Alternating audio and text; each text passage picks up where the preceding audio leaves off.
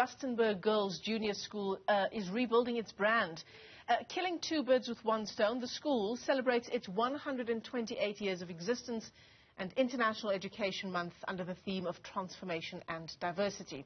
Now, the school, as you know, previously embroiled in a race row for firing its only black teacher.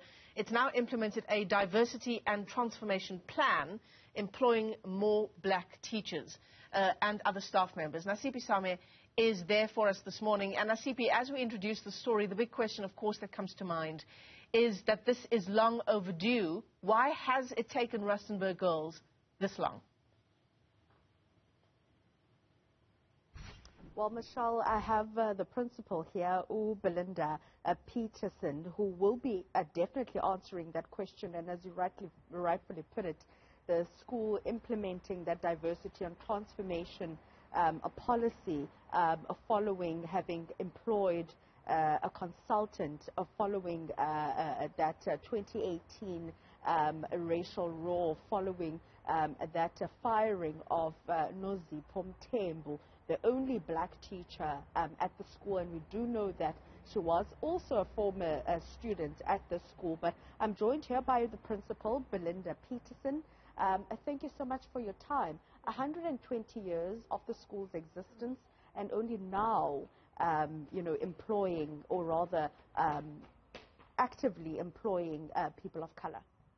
Yeah, I think, look, the school has a wonderful, rich history, obviously lots of traditions. And yeah, I think we are making some strides. I think as a country we are making some strides. Sometimes it feels like it's a little bit too slow, but we are definitely working towards that, putting policies, putting practices in place. Because it's one thing diversifying our staff, we also need to ensure that our staff are supported as well through that process. So yeah, it's a continuous working process, if I can put it that way. I think 28 years into democracy, you have about 30 staff members who are of color out of the 90. And you speak about the support of staff. And the former teacher here, who was the only black teacher, spoke about the lack of support. So how are you going to be supporting those staff members of color?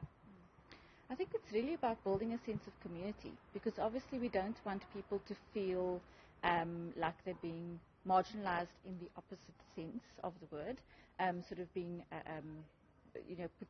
dealt with separately. We actually have to deal with the entire staff together in understanding what diversity is, what equity is, how do we go about becoming a community that is truly transformed, not just in what we say, what's in our policies, but actually in the way that we treat each other.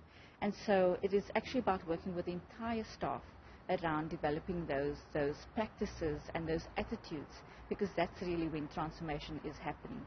So yes, it is something that we are very conscious of, and I'm very grateful to our governing body, our current governing body and previous governing body, who put a lot of things in place to develop our human resources practices, spent a lot of time developing our policies. We've also had an HR consultant assisting us with that, with our anti-racism policy as well.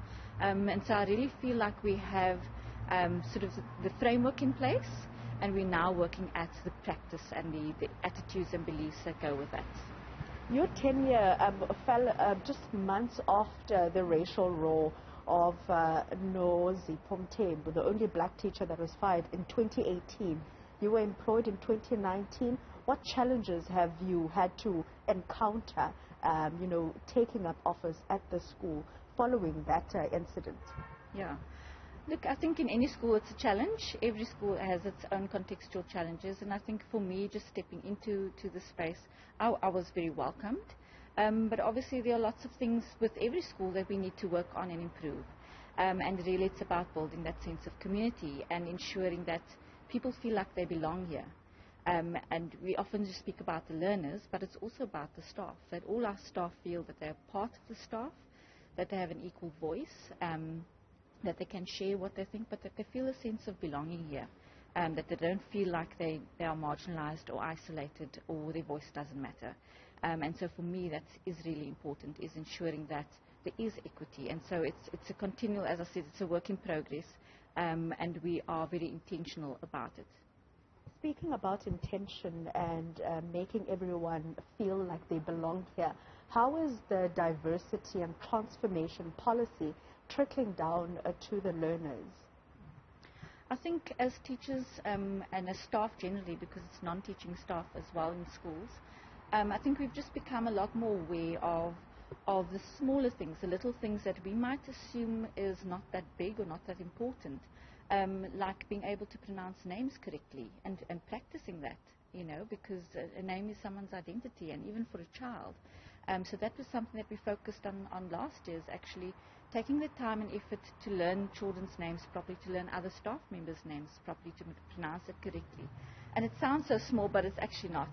So it's in those things that we're also trying to address things. And as I mean, there's I think it's so there's so much to address, and we are very conscious of that we can't sort of fix everything in one go.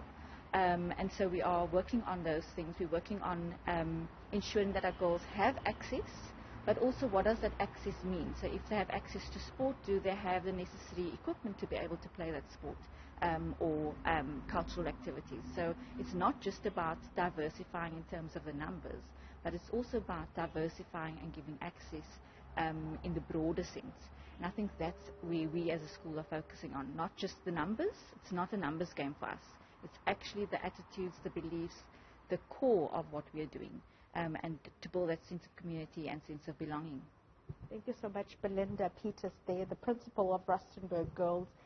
Speaking on the issue of, celebrating the 128 years of the school's existence, and why only now we are seeing the school taking a more conscious approach in employing, staff and also support staff of color. Nasiphi, thanks very much indeed.